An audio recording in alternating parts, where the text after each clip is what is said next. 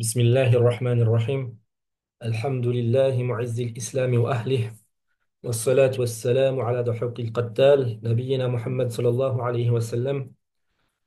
اللهم صل وسلم وزد وبارك عليه وعلى آله وأصحابه أجمعين. رب يسر ولا تعسر وتمم بالخير يا فتاح وبك نستعين. Donc, salam alaikum wa rahmatullahi wa barakatuh. On arrive dans notre assise finale de lecture du livre Mabadi ut-Ta'amuli ma'a sunnati nabawiyya du cheikh Sayyid Abdul Majid Al-Ghawri. On s'était arrêté la semaine dernière dans la dernière partie du livre où le cheikh nous parlait de hadith da'if. Donc il était revenu dans sa dernière partie sur le hadith da'if et les différentes approches qu'on peut avoir du hadith da'if. Et donc on avait vu, il avait abordé, juste avant que ça coupe la semaine dernière, le danger de prendre à la légère, le danger de prendre à la légère le hadith da'if dans les fada'il, c'est-à-dire d'être laxiste dans les conditions d'application de hadith da'if dans les fada'il. Donc, on avait vu que ça peut être une porte pour la bid'a quand on n'a pas les bases de compréhension de l'approche du hadith da'if et qu'on va l'utiliser à tout va, ça peut être une porte pour la bid'a. Ça peut, ça peut être une porte aussi pour ça montre une certaine paresse intellectuelle aussi. Et ça présente aussi un risque énorme de tomber dans le mensonge sur le prophète Mohammed sallallahu alayhi wa sallam, et on connaît le grand danger de mentir sur le prophète sallallahu alayhi wa sallam. Et donc, on s'était arrêté sur comment citer le hadith da'if. Donc, comment, lorsqu'on va citer le hadith da'if, c'est une discussion qui est discutée dans les livres de Mustalah al-Hadith également. Le hadith da'if, donc on va le répéter comme d'habitude, ne pas confondre da'if et mawdu'. Donc, le hadith da'if qui est faible, avec différents degrés de faiblesse, quand on va le citer, il y a une façon de le citer. On ne va pas le citer de la même façon que le hadith Hassan ou Sahih, le hadith accepté, mais plutôt on va le citer avec une certaine formulation, comme on avait vu. On va par exemple dire Ruwiya anhu sallallahu alayhi wa sallam kada, il a été rapporté de lui. Donc on utilise un peu la forme du majhoul. Il a été rapporté, ou yurwa, il est rapporté de lui. On ne dit pas que il a dit. On n'est pas affirmatif, on ne vient pas avec jazm. On dit balaghana anhu sallallahu alayhi wa sallam, il nous est parvenu de lui kada wa kada, aw warada anhu sallallahu alayhi wa sallam kada, aw ja'a anhu kada. Ou on va dire qu'il est venu de lui sallallahu alayhi wa sallam telle ou telle chose, ou il était rapporté de lui telle ou telle chose sallallahu alayhi wa sallam, nuqila anhu sallallahu alayhi wa sallam kada wa kada. Donc, c'est ce qu'on appelle en arabe siyarut tamrid, les formulations de tamrid. Donc, c'est-à-dire qu'on va pas utiliser une formulation affirmative. Et pour ce qui est du hadith sahih ou du hadith hasan, alors, pour ces deux types de hadiths qui font partie, dont on avait dit, des catégories du maqboul, de l'accepter dans le hadith, il ne faut pas utiliser ces formulations, mais plutôt là, on va affirmer. On va dire, qala Rasulullah sallallahu alayhi wa sallam kada. Le messager d'Allah sallallahu alayhi wa sallam, il a dit ceci ou cela.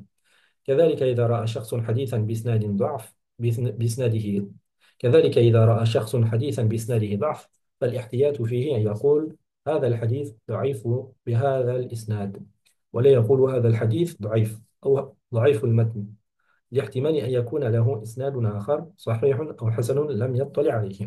Donc après, le chef clôture cette petite discussion en disant, de la même façon, si quelqu'un voit un hadith dont le sanad est faible, c'est-à-dire que dans le sanad, il y a un narrateur qui est connu, soit parce qu'il a beaucoup de wahm, ou parce qu'il a des problèmes de dabd, ou parce que pour X ou Y raison, ce narrateur, il est affaibli. Il est affaibli par les autorités des sciences de hadith.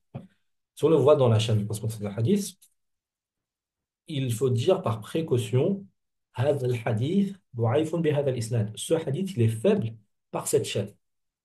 C'est important. Il est faible par cette chaîne. Pourquoi cette précision? Pourquoi il ne faut pas dire هذا الحديث ضعيف? Pourquoi on ne va pas dire ce hadith il est faible? De façon générale, au ضعيف المتن, où le texte du hadith est faible, لاحتمال يكون له إسناد آخر. Parce qu'il y a la possibilité que ce hadith il a une autre chaîne de transmission qui, elle, est authentique, sahih ou hasan, lam yattali alayhi, et qu'on n'ait pas connaissance de cela. Donc, les grands huffaz de hadith, eux, quand ils vont, les muhaqqiqoun, Et les grands muhaddithoun, eux, quand ils vont, eux, ils peuvent dire quand ils voient un hadith, le hadith, ضعيف. Ce hadith-là, il est faible. Parce que eux, ils ont une connaissance vraiment encyclopédique des hadiths. Et même à notre époque, on a des grands mashayikh comme on avait le cheikh Abdullah Sirajuddin qui connaissait plus de 100 000 hadiths. On a le cheikh Suleiman Amirouane, qu'Allah wasrah, qu'Allah lui libère de prison saoudienne, qui connaît plus de 40 000 hadiths. Également le cheikh Abdelaziz Tarifi, c'est parmi les deux plus grands huffaz de hadith. De notre époque, on a beaucoup de grands ulama qui connaissent des dizaines de milliers de hadiths par cœur. Donc, quand on a des huffaz, vraiment des huffaz de hadith qui vont dire un hadith il est faible, eux, ils ont connaissance de la majorité des textes de la Sunna. Donc, quand ils vont dire qu'il est faible, ils le disent avec science et yaqin. Mais en général, quand on a un hadith qui est faible, on va plutôt dire que le isnad il est faible parce qu'il y a la possibilité que le hadith il a une autre chaîne et que dans cette autre chaîne, il n'y a pas ce facteur de faiblesse. Donc c'est pour ça qu'on dit que le hadith il est faible. Aussi, on ne va pas dire que le texte il est faible parce qu'il y a, en plus de la possibilité qu'il ait une autre chaîne de transmission correcte, il arrive également, assez souvent, que un hadith, il est daif au niveau de son sanad, mais que ses enseignements soient corrects. Donc, que ses enseignements soient corrects, soit parce qu'ils sont corroborés par des enseignements du Coran ou par des enseignements de la Sunna, des enseignements globaux de la Sunna, qui sont prouvés de façon acceptée, par des hadiths qui sont acceptés, ou bien parce qu'ils sont en conformité avec les enseignements des Sahaba ou pour X ou Y raison. Donc, l'affaiblissement du texte du hadith ne découle pas forcément, n'est pas la conséquence logique de l'affaiblissement de la chaîne de transmission. C'est important et c'est vraiment une chose très importante à retenir. L'affaiblissement de la chaîne de transmission du isnad d'un hadith ne signifie pas l'affaiblissement de l'enseignement du hadith. C'est très important. On verra que dans le fiqh, ça a son importance aussi. Parce que d'où, d'où la, d'où le fait que c'est capital d'aborder chaque science avec ses conditions propres, avec les conditions propres à cette science. On ne va pas venir analyser la science de la sira avec les conditions des muhaddithoun. Bien sûr qu'il faut connaître les conditions des muhaddithoun pour vraiment étudier la sira, mais dans la sira, par exemple, il y a des conditions qui sont pas les mêmes que ceux des muhaddithoun, également dans le tafsir, également dans le fiqh. Donc, de la même façon qu'il ne faut pas être négligent sur les conditions de muhaddithoun, il ne faut pas appliquer de façon mathématique aux autres sciences. Et de toute façon, en général, quand un cheikh est expert dans une science, en général, il a aussi un degré d'expertise dans les sciences du hadith, parce que toutes les sciences sont interconnectées. Donc c'est pour ça qu'on va éviter de dire qu'un hadith il est da'if ou matan, que son texte est faible, pour le seul fait qu'il y a une faiblesse dans la chaîne de transmission. Donc ça, c'est vraiment une chose très, très importante à retenir. بعد أهم الكتب المساعدة في معرفة الأحاديث الضعيفة. Donc, ensuite, on va voir quelques livres qui vont nous aider à connaître quels sont les hadiths ضعيفة. Alors, ce qu'on dit, كتب مظنة الحديث الضعيفة. Les livres dans lesquels on a une forte chance de tomber sur des hadiths ضعيف. هناك كتب كثيرة جمعت الأحاديث الضعيفة والموضوعة لا يسع المقام هنا لذكر كلها. لذا يكتفى فقط بذكر الأهم منها والتي لا بد للدارس سنة النبوية من معرفتها وهي مرتبة على ثلاثة أنواع التالية. أولا الكتب التي تشتمل على الأحاديث الضعيفة فقط. Donc, il y a de nombreux livres qui réunissent les hadiths ضعيف et les hadiths موضوع. Et il n'y a pas ici la place d'évoquer tous ces livres. C'est pour cela qu'on va se suffire uniquement d'évoquer les plus importants parmi ceux-ci et les livres dont il est nécessaire pour celui qui étudie la sunna du prophète Mohammed sallallahu alayhi wa sallam, de les connaître. Ces livres, on peut les classer en trois catégories, les trois catégories suivantes. Donc, أولاً الكتب التي تشتمل على الحديث الضعيف فقط. Premièrement, c'est les livres qui contiennent uniquement des hadiths ضعيفة. Et ici, ça renvoie un petit peu à la discussion qu'on avait eue dans ce même livre du chef Sayyid Abdul Majid Al-Khawri, quand on avait vu le hadith da'if un peu plus en détail. on avait vu les livres dans lesquels on va retrouver les hadiths d'Aïf et les hadiths mawdou'a. On avait eu notamment un cours sur l'importance de ces livres-là. Donc les livres de mawdou'at, etc. Donc là, c'est un petit peu un résumé de ce qu'on avait vu vers le milieu de ce livre. Donc les livres qui vont se concentrer sur les hadiths d'Aïfa, c'est-à-dire les livres qui vont se concentrer sur le fait de citer les hadiths d'Aïfa, en connaissance de cause. On peut, premièrement, le cheikh Abdelmajid Al-Ghori cite Nawadir al-Usul fi ahadith al-Usul de l'imam Al-Hakim Al-Tirmidhi. L'imam Al-Hakim Al-Tirmidhi, à ne pas confondre avec l'imam Al-Tirmidhi, Abu Isa Al-Tirmidhi. Al-Hakim Al-Tirmidhi, Abi Abdullah Muhammad ibn Ali ibn al-Hassan, qui est mort en 295 Hijri. وهو مطبوع بحذف أسانيده. Et ce livre, il est imprimé avec la suppression de ces chaînes de transmission.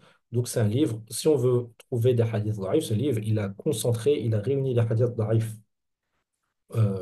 Inch'Allah, quand on fera les cours de Manahij al-Muhaddithin et de Takhrij, on, on verra pourquoi, un peu plus en détail, pourquoi certains savants vont réunir des livres sur les hadiths daif, quels sont les buts de réunir des livres sur les hadiths daif, etc. On verra plus cela en détail quand on avancera dans le cursus. آه، ثانيا مسند الشهاب في المواضع والآداب للقضاعي شهاب الدين أبي عبد الله محمد بن سلامة qui est mort en 454 Hijri. Donc le Musnad al-Shihab في المواضع والآداب.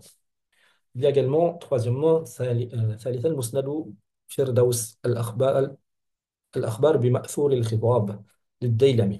Donc l'imam al-Daylami, Abu Mansour Shahradar ibn Sharouyah, qui est décédé en l'an 558 Hijri, qui a réuni un livre classé sous la forme de Musnad, des Masanid. Donc, on avait vu c'était quoi les Masanid, les différents types de livres de hadith, qu'on a vu les différents types de livres de hadith. Donc, il a un Musnad où il réunit des récits faibles. اختصره من كتابه في الرؤوس الأخبار بمأثور الخطاب, et il a résumé le livre de son père qui s'appelait Firdaus al-Akhbar bi Ma'thur al-Khitab. Et son père, c'était Abu Shuja' Sharouyah ibn Shahradar, qui est lui décédé en 509 Hijri. Il y a également le livre Al-Manab al-Munif fi Sahih al-Da'if de l'imam Ibn Qayyim al-Jawziyyah, dont on avait également parlé précédemment, qui est décédé en 751 Hijri. Et pour les contemporains, euh, le cher Sayyid Abdul-Majid al-Ghori nous cite deux contemporains qui ont écrit des livres où ils ont réuni les hadiths mawdou'a et de Haïfa, avec bien sûr des divergences sur leur hukm sur le da'f envers beaucoup de hadiths. On va citer Silsilatul Ahadith Da'ifa wal Mawdu'a du Cheikh Mohammed Nasruddin al-Albani, rahimahullah, qui est mort en 1420 Hijri, et son élève, le Cheikh Ali Hassan al-Halabi, ainsi que d'autres qui ont fait une compilation encyclopédique de hadiths faibles qui s'appelle Mawsu'atul Ahadith wal Asar ad-Da'ifa wal Mawdu'a. Bien sûr, ces deux savants sont connus, entre guillemets, pour un certain tashaddoud et pour avoir une méthodologie qui est discutée et discutable sur certains points. Et donc, ici, il les cite vraiment, pas en tant que validation absolue, mais pour nous montrer que voilà, à notre époque, parmi les livres les plus connus qui se sont concentrés sur la hadith d'Arifa, il y a ces deux-là.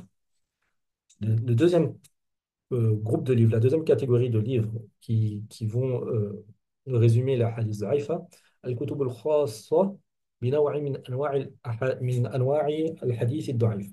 Donc, il y a les livres qui vont se concentrer sur une des catégories parmi les catégories de hadith d'Aïf. Donc, on avait vu que les hadiths d'Aïf, la cause de Da'f, elle est il y a plusieurs causes de Da'f du hadith. Il y a par exemple le fait que le hadith il est mursal, il y a que le hadith il est mu'allal, etc. Donc, il y a des ilal, il y a irsal dans la chaîne de transmission, etc., qu'il y a des narrateurs en moins.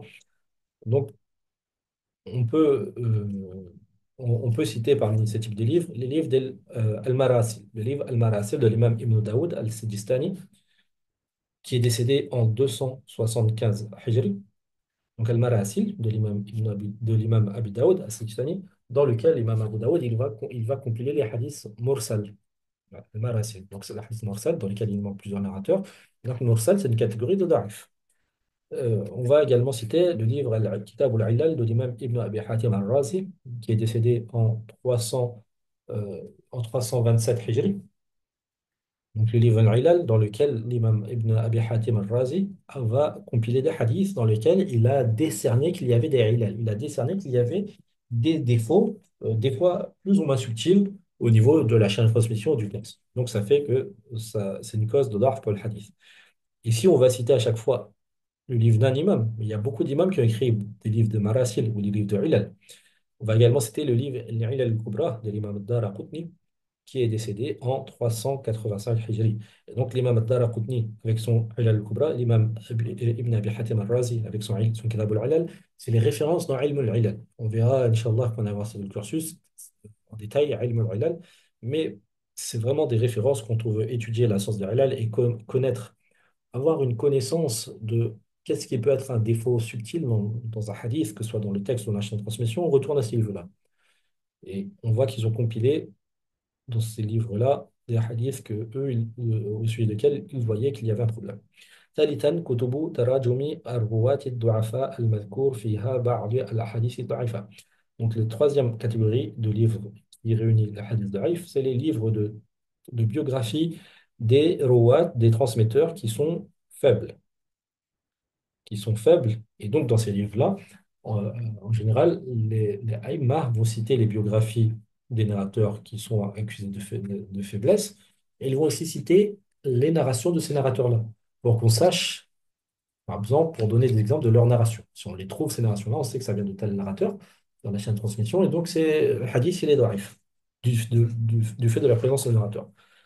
Premièrement, on va voir dans ce type de livre Ad-Du'afa al-Kabir de Al-Uqayli, Abu Ja'far Muhammad ibn Umar, décédé en 322 Hijri.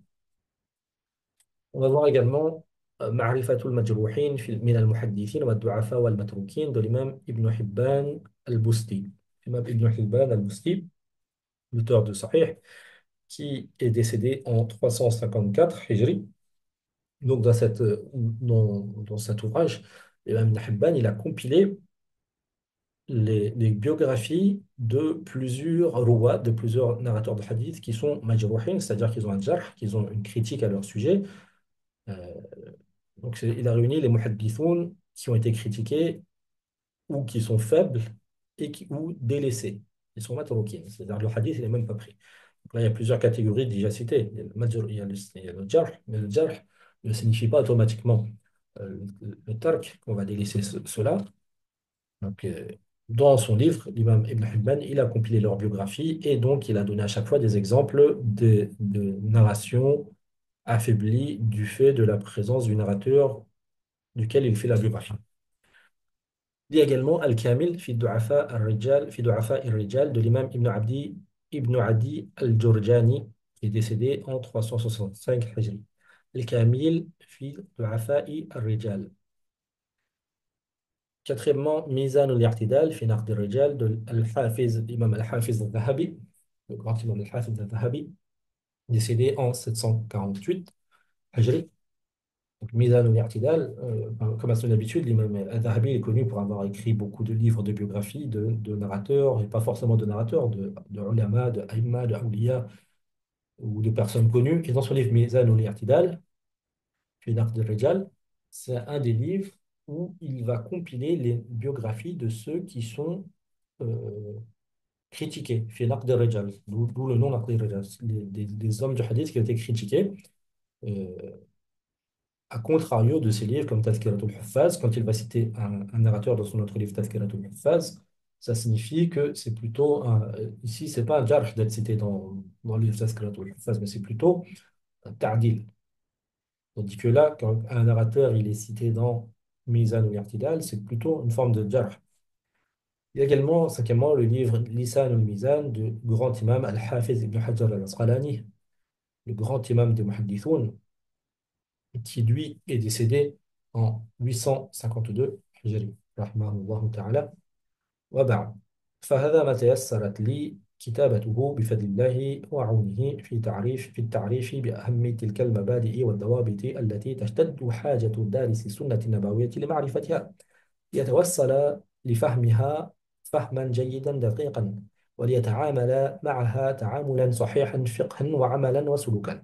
Donc avant de voir ce que le cheikh a dit en clôture de son livre, donc on voit ici qu'il n'a pas recité les livres de Mawdu'at. On avait vu que parmi les Mazanatul Da'if, il y a les livres dans lesquels on est susceptible, on va trouver les sources pour le hadith Da'if.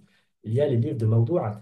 Comme, bon, il a cité celui de l'imam Ibn Qayyim, mais on avait vu également celui de l'imam As-Suyuti, celui de l'imam Mullah Ali Al-Qari. Donc, on a vu celui de l'imam Ash-Shawkani également. C'est des sources essentielles quand on veut retrouver des hadiths faibles ou mawdu'a, d'aller dans leurs livres. Parce que dans les livres de mawdu'a, ils ne citent pas forcément que ce qui est mawdu'a, mais ils vont citer également ce qui a été critiqué. Et des fois, ils vont même critiquer la critique qui a été faite de certains hadiths. Donc, c'est vraiment des ouvrages, ce n'est pas des simples compilations, mais c'est des ouvrages analytiques également. Et donc, en conclusion, le chef disait que voilà, il clôture son livre en disant que c'est ce qui lui a été facilité d'écrire par la grâce d'Allah et par l'aide d'Allah dans la présentation des principaux, des plus importants principes de la science du hadith. Les plus importants principes de la science du hadith et les plus importants fondements, dawabit de la science du hadith, dont il y a une importance capitale pour celui qui étudie la science du hadith de les connaître. Donc, toute personne qui veut étudier la science de la sunna en général, qui veut étudier la sunna du prophète Mohammed sallallahu alayhi wa sallam, il y a une importance capitale qu'il ait une connaissance, ne serait-ce même primaire, c'est-à-dire même s'il ne va pas forcément aller dans le détail, mais pour avoir une compréhension globale assez correcte de la sunna, il faut au moins avoir eu connaissance des principes et des conditions que le cheikh a cités dans ce livre-là. Le cheikh a réuni ces principes et ces conditions de beaucoup d'autres ouvrages classiques. Il ne les a pas inventés. Et donc, pourquoi il est important de prendre connaissance de ces principes et de ces conditions? ليتوصل لفهمها, afin d'arriver à une bonne compréhension de la sunna, une compréhension fahman jayidan daqiqan, une compréhension vraiment claire, une compréhension correcte, une compréhension subtile de la sunna. وليتعامل معها تعاملا صحيحا فقها وعملا وسلوكا. Et pour interagir avec elle, d'une interaction correcte, que ce soit au niveau de la compréhension du fiqh ou de la mise en pratique ou dans le comportement, sulukan. Donc ici, on voit vraiment, ça nous ramène un petit peu au travail de la niya qu'on a, au travail de l'intention qu'on doit avoir quand on étudie les sciences de la sunna, et en général toutes les sciences du din. Comme on a vu précédemment, ce n'est pas un simple exercice intellectuel, ce n'est pas un plaisir intellectuel, ce n'est pas un exercice vide de sens, mais c'est l'application de notre shahada, de notre tawhid, de la ilaha illallah, Muhammadur Rasulullah, quand on témoigne et que on prend Allah en tant que Seigneur et qu'on témoigne qu'il n'y a nul adoré en dehors de lui, il n'y a nul autre être adoré en dehors de lui et que c'est l'unique Seigneur, et qu'on témoigne que la voie qui mène à son adoration et la seule voie acceptée par lui, c'est la voie qui nous a été enseignée par son messager Mohammed sallallahu alayhi wa sallam. Une fois qu'on a dit cela, il faut que cette prétention soit mise en place, soit mise en pratique. Et comment cette prétention va être mise en pratique? Elle va être mise en pratique par notre prise de connaissance du Coran et de la Sunna, donc du message qu'il nous a donné. Et pour prendre connaissance du message qu'il nous a donné, il faut connaître les principes régissant la compréhension de ce message. Et ces principes sont usul al-Qur'an et usul al-Hadith, les deux sciences qu'on étudie, alhamdoulilah. Donc, si on étudie ces deux sciences, c'est pour comprendre le message d'Allah, comprendre qu'est-ce qu'Allah veut de nous, comprendre ce pourquoi on a été créé. Allah il nous dit وَمَا خَلَقْتُ الْجِنَّ وَالْإِنسَ إِلَّا لِيَعْبُدُونَ. Allah nous a informé dans le Coran que il n'a créé les hommes et les djinns que pour sa ibada, pour le connaître, comme le dit le Tafsir ibn Abbas, connaître Allah. Et pourquoi on va connaître Allah? Pour l'adorer. Et donc, si on veut adorer Allah correctement et connaître Allah correctement, et si on veut suivre son prophète Mohammed sallallahu alayhi wa sallam correctement, et adorer Allah selon les enseignements de son prophète sallallahu alayhi wa sallam correctement, Il faut avoir une bonne compréhension de la sunna et cela passe par l'étude des principes de la sunna et des sciences du hadith et du Coran et des fondements du Coran, de la science du Coran. وأسأل الله تعالى أن يكتب لهذا الجهد المتواضع القبول عنده. Et donc le cheikh termine en disant qu'il demande à Allah subhanahu wa ta'ala qu'il écrive l'acceptation pour cet effort, cet humble effort, وَالنَّفْعَ عِنْدَ عِبَادِهِ, et que Allah décrète que cette œuvre sera utile pour ses serviteurs. Walhamdulillahi Rabbil Alamin, hamdan yuafi ni'amah, wa yukafi mazidah, wa salatuhu wa salamuhu al-akmalani ala Sayyidina Muhammadin wa alihi wa ashabihi ajma'in. Et on fait dua qu'Allah récompense le cher Sayyid Abdul Malik al-Ghori et nous permette de bénéficier de sa science et de ses autres livres. On n'aura pas le temps de lire la liste des biographies. Inch'Allah, il nous restera la lecture de la liste des biographies citées, de la bibliographie avant de finir le livre. Et on fera un petit résumé de ce qu'on a vu à travers ce livre. Donc, on reverra que il a commencé par une introduction très détaillée sur qu'est-ce que la sunna, le sens, les différents sens du mot sunna, les différentes approches de la sunna chez les muhaddithoun, chez les fuqaha, chez les différents savants, chez les usuliyyoun, etc. L'importance de la sunna, le fait que la sunna est une source de législation, euh, le rapport de la sunna avec le Coran. Donc, que le Coran, après avoir vu que la sunna est une législation, on avait vu que est une révélation, pardon, on a vu que la sunna est une source de législation et donc elle va avoir un rapport particulier avec le Coran. Elle va venir avoir une action sur le Coran, une interaction avec le Coran. Et ensuite, on avait vu les obligations du musulman envers la sunna, la place que la sunna doit avoir dans notre vie quotidienne et les principes fondamentaux pour une bonne compréhension de la sunna. On avait vu ces principes fondamentaux et on avait fini avec différents exemples d'application de ces principes. Et à la fin, le cheikh était revenu donc sur différents types de livres de hadith et sur quelle place la sunna doit avoir dans notre da'wah et quelle place la sunna doit avoir dans notre pratique. Et il avait fini avec ce petit bahth, ce petit résumé sur le hadith da'if. Donc on va s'arrêter là, Inch'Allah. On finira pour la fois prochaine. وصل اللهم على سيدنا محمد وعلى آله وصحبه أجمعين سبحان ربك رب العزة عما يصفون وسلام على المرسلين والحمد لله رب العالمين. Et on demande à Allah subhanahu wa ta'ala, par la baraka de ces assises de ilm, dans ces assises par lesquelles on adore Allah. Donc, il faut se rappeler que lorsqu'on se réunit pour étudier la sunna, pour étudier le Coran, pour étudier le fiqh, pour étudier le livre d'Allah en général, c'est une adoration. Donc, on renouvelle notre attention. Et par cette adoration, on espère se rapprocher d'Allah. On demande à Allah subhanahu wa ta'ala, euh, par cela, qu'il secourt nos frères et nos sœurs opprimés, à Gaza, en Palestine en général, nos sœurs et frères opprimés, que ce soit au Soudan, que ce soit au Cachemire, que ce soit au Turkestan, que ce soit en Arakan, en Birmanie, que ce soit en Afrique, que ce soit en Irak, que ce soit partout dans le monde où des musulmans sont opprimés et des musulmans souffrent. Qu'Allah les délivre, qu'Allah descende sur eux sa sakina et sa nusra et sa rahma et leur donne le tamkin. Et n'oublie pas d'invoquer pour eux car c'est une mise en application de ce qu'on apprend.